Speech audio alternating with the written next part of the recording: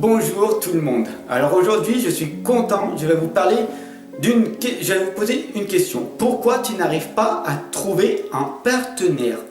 Donc je vais te donner 5 clés. Pourquoi tu ne trouves pas de partenaire? Donc la première clé, c'est est-ce que tu as une vision positive pour trouver l'amour? Donc je m'explique, c'est est-ce que financièrement, est-ce que antérieurement, tu es une personne qui se sent bien? Est-ce que tu es heureuse de vivre toute seule? Ou tout seul? Voilà. C'est ça. Il faut que tu aies une vision positive pour trouver l'amour. Parce que si tu ne te sens pas bien, c'est la loi de l'attraction, tu vas trouver forcément une personne qui est pareille que toi. Un exemple, si tu es une fumeuse et que tu bois et tout, forcément tu vas trouver la même personne. J'explique. Si par exemple tu vas traîner dans les bars et dans les discothèques, tu trouveras que ça. Tu peux pas être une femme qui fume et qui boit et trouver un bodybuilder. Voilà. Chaque chose est à sa place, donc c'est la loi de l'attraction. Donc après l'exemple c'est si tu trouves quelqu'un, mais que après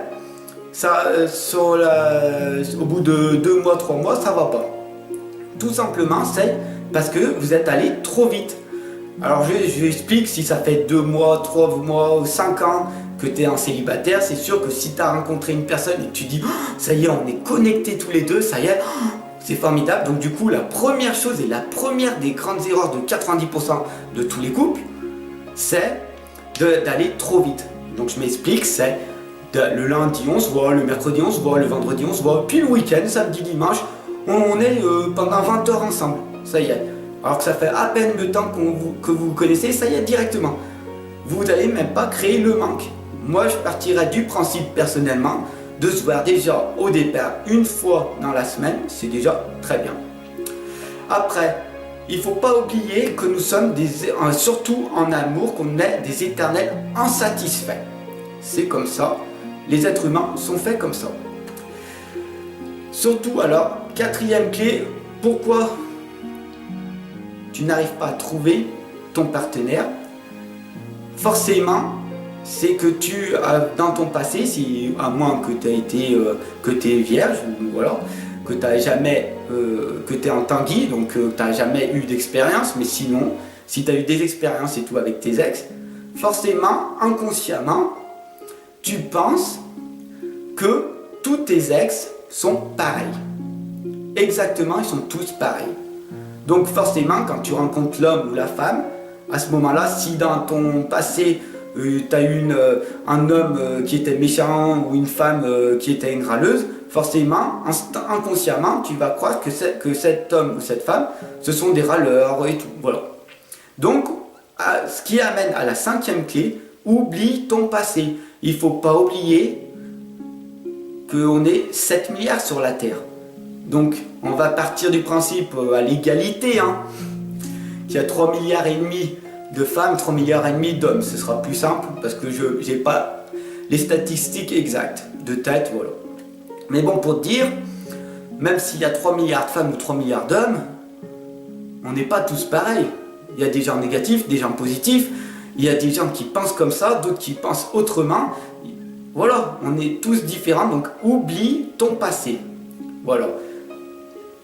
Et ce qui amène donc à quand tu rencontres la personne, au lieu de lui demander son âge, au lieu de lui demander comment tu t'appelles, où c'est que tu habites, quel est ton métier, ça on s'en fout.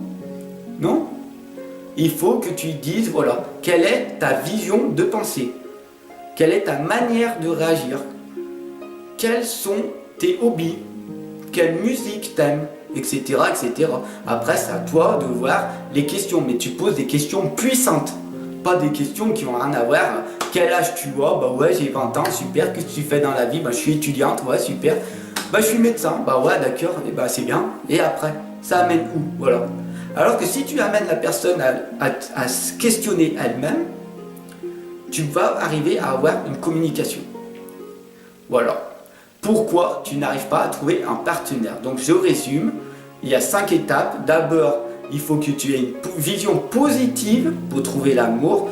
Donc une vision positive, il faut que tu te sentes bien, que tu t'aimes toi-même pour arriver à aimer la personne. Si tu arrives à deuxième clé, donc si tu arrives à trouver la personne, ne va pas trop vite avec elle. Vous vous voyez une fois dans la semaine, c'est suffisant au départ. Après, il ne faut pas oublier que, troisième clé, qu'en amour, on est toujours des éternels insatisfaits.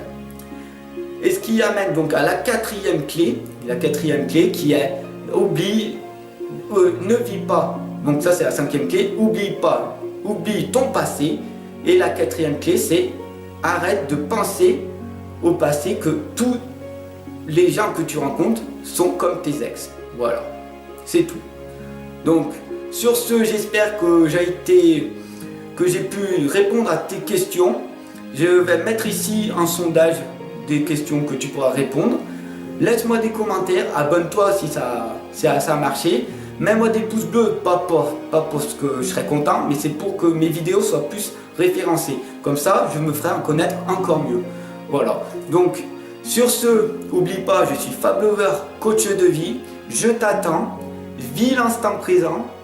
Sois heureux en permanence, quoi qu'il arrive. Sois positif.